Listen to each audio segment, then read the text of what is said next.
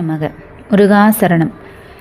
இறப்பும் பிறப்பும் எப்படி நிகழ்கிறது என்பதை பற்றி இப்பதிவில் சிந்திக்கலாம்.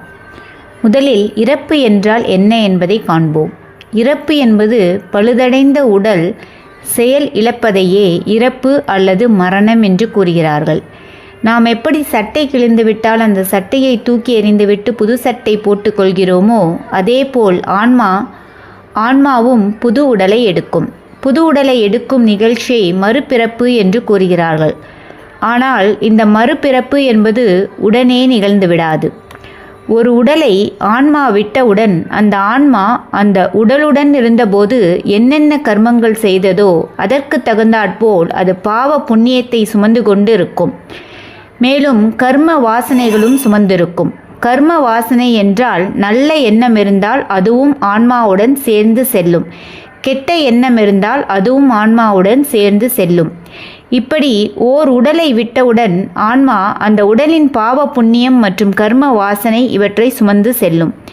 கருட புராண சாஸ்திரப்படி இந்த ஆன்மா யமதூதர்களால் எடுத்து செல்லப்பட்டு செய்த பாவத்துக்கு உண்டான தண்டனைகளை அனுபவிக்க விடுவார்கள். புண்ணிய காரியங்கள் செய்திருந்தால் அதற்கு உண்டான சுப பலனையும் அந்த ஆன்மா அனுபவிக்கும். பாவ புண்ணியங்கள் தீர்ந்த பிறகு அந்த ஆன்மா மீண்டும் மேகங்களில் தூக்கி எறியப்படும். மேகங்களின் மழையால் அந்த ஆன்மா பூமியை வந்தடையும். பூமியில் விழுந்தவுடன் அந்த ஆன்மா தண்ணீரோடு தண்ணீராக இருந்து தானியங்களை வளரச் செய்யும். அந்த தானியம் உயிரினத்தின் உடலில் உணவாக செல்லும். உடலின் உள்ளே உணவாக சென்ற அந்த ஆன்மா உயிர் அணுவாக மாறும்.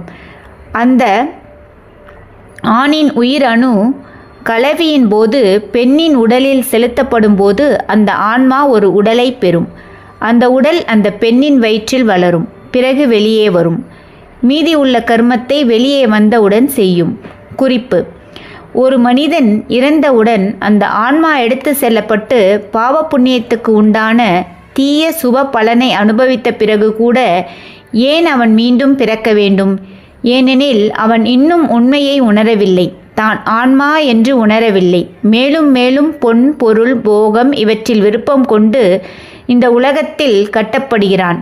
இறைவனே கதி என்று இறைவனையே நோக்கி செல்பவர்கள் விரைவில் இறைவனை அடைவார்கள்.